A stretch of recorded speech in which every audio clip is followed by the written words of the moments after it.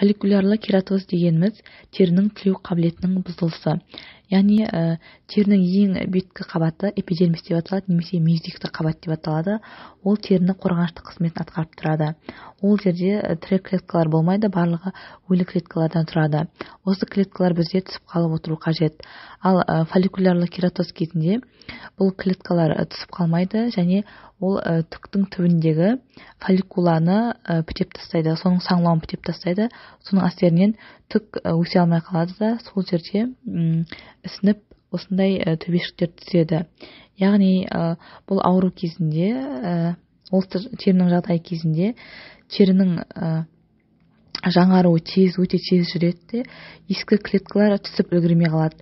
Соның әсерінен кератин көп мөлшерде тесіктерде тұрып қалады. Бұл кейде осы фолликулаларда түктердің тұрып қалу салдарынан, мезоклеткалардың кіріп кету салдарынан ол жерде қабыну пайда болып, немесе ол жерде іріңтіктер пайда болуы мүмкін. Яғни май бездерінің де бөлінуінің бұзылысы болады. Бұл негізінен ешқандай организмге зиян тигізбейді, тек косметикалық түрде бұл да дефект болуы мүмкін. Ол негізінен емделмейді, себебі бұл ешқандай ауру емес, тек терінің ерекше жағдайы болып табылады. Терінің ерекшелігі болып табылады. Бұл көбіне тұқым қуалаушылық арқылы беріледі.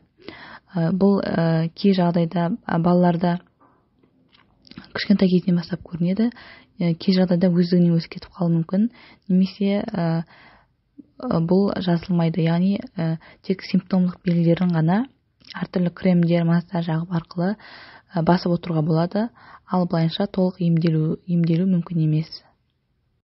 Бұл фолликулярлы кератоз қыс айларында қатты өршіп кетеді, себебі теріні әртүрлі киімдермен механикалық зақымдаулардың әсерінен өршіп кетеді.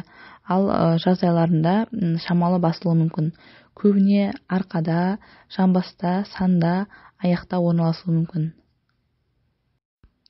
Бұл фолликулярлы кератоз өте майда көлемде, көп мөлшерде терінің бетіне шығып, бұдыр-бұдыр болып орналасады. Соған сәйкес ол қаз терісіне ұқсас болып келеді, яғни қаздың терісі деп те атайды.